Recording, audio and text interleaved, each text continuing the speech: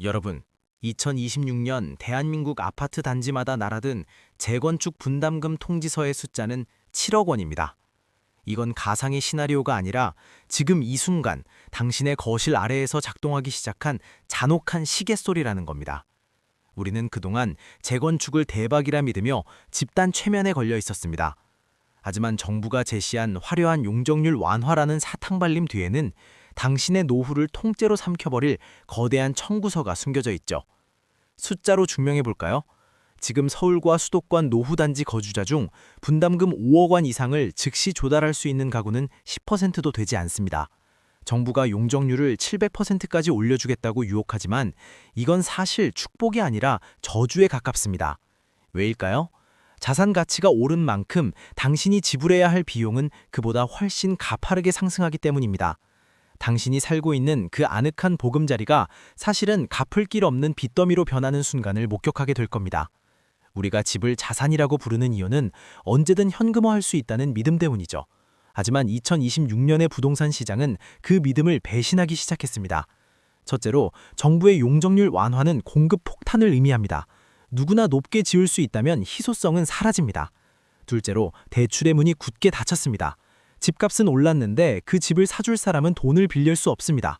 셋째로 다주택자에 대한 징벌적 과세가 당신의 탈출구를 완전히 봉쇄했습니다. 결국 지금의 재건축 시장은 누군가 내 대신 비용을 지불해줄 스폰서를 찾는 게임과 같습니다. 하지만 안타깝게도 당신의 집을 더 비싼 가격에 사줄 다음 바보는 이제 시장에 존재하지 않습니다. 오히려 당신이 그 마지막 바보가 될 위기에 처해 있다는 것이 차가운 현실입니다. 이 함정은 정부가 던지는 달콤한 미끼인 용적률 700% 상향에서 극대화됩니다.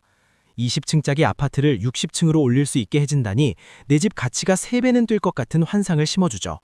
하지만 하늘 높이 솟은 닭장 같은 조감도에 현혹되지 마십시오. 용적률이 높아질수록 당신이 누려야 할 일조권과 조망권은 철저히 파괴됩니다. 빽빽하게 들어선 고층 빌딩 숲에서 당신의 집은 거대한 콘크리트 감옥의 한 칸으로 전락합니다. 또한 층수가 높아질수록 건축 비용은 기하급수적으로 늘어납니다. 결국 그 천문학적인 공사비는 고스란히 당신의 분담금으로 돌아옵니다. 더 무서운 건 정부가 휘두르는 채찍입니다. 한쪽에서는 층수를 높여줄 테니 재건축을 하라고 등을 떠밀면서 다른 한쪽에서는 대출의 목줄을 죄고 있습니다. 집값은 수억 원이 올랐다고 하는데 정작 그 집을 사줄 매수자는 대출을 못 받아 발을 동굴어야 하는 기괴한 상황이 벌어지고 있습니다. 이건 국가가 판을 깔아준 데스매치입니다. 서민들은 재건축이 진행될수록 자신의 집에서 쫓겨날 수밖에 없는 구조죠. 정부는 공급 실적을 쌓아서 좋고 건설사는 일감을 확보해서 좋지만 원주민인 당신은 내 집을 지키기 위해 평생 벌어도 못 갚을 빚을 져야 합니다. 이 비극의 이면에는 물리적인 한계인 콘크리트 폰지 사기가 존재합니다. 지금 우리가 사는 대부분의 아파트는 벽 자체가 기둥 역할을 하는 벽식 구조입니다. 이건 마치 배터리를 교체할 수 없는 일체형 스마트폰과 같습니다. 배관이 낡고 물이 새도 벽 속에 박혀 있어 고칠 수가 없으니 결국 통째로 부수고 새로 사는 방법뿐이죠. 하지만 60층으로 올린 일체형 아파트는 30년 뒤에 어떻게 될까요? 그때는 120층으로 올릴 수 있을까요? 물리적으로도 경제적으로도 불가능합니다. 결국 지금의 고밀도 재건축은 미래 세대에게 거대한 핵폭탄을 넘기는 꼴입니다. 2026년 대한민국 부동산 시장은 이제 대분화의 시대로 접어들었습니다. 강남의 초고가 단지들은 분담금을 기꺼이 지불하며 살아남겠지만 경기도 외곽의 노후 단지들은 현금 청산을 당하며 원주민들이 쫓겨나는 비극이 일상화될 것입니다. 인구 절벽의 역습 또한 냉혹합니다. 내 집을 더 비싸게 사줄 다음 바보는 더 이상 태어나지 않습니다. 인구가 줄어드는 시대에 모든 집이 오를 것이라는 믿음은 가장 위험한 도박입니다. 이제 부수지 않아도 되는 라멘 구조 신축만이 살아남는 가치 역전의 시대가 오고 있습니다.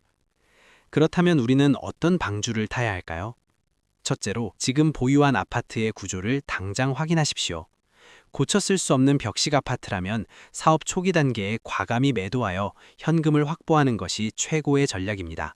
둘째로 내 주머니의 현금 동원력을 냉정하게 계산하십시오. 예상 분담금이 집값의 50%를 넘는다면 그건 당신을 위한 사업이 아닙니다. 셋째로 실질적인 거주 수요가 뒷받침되는 입지로 이동하십시오. 껍데기뿐인 숫자에 속지 말고 가족을 지킬 수 있는 진짜 자산을 찾으십시오. 오늘 이 차가운 분석이 당신의 노후를 지키는 유일한 열쇠가 되기를 바랍니다.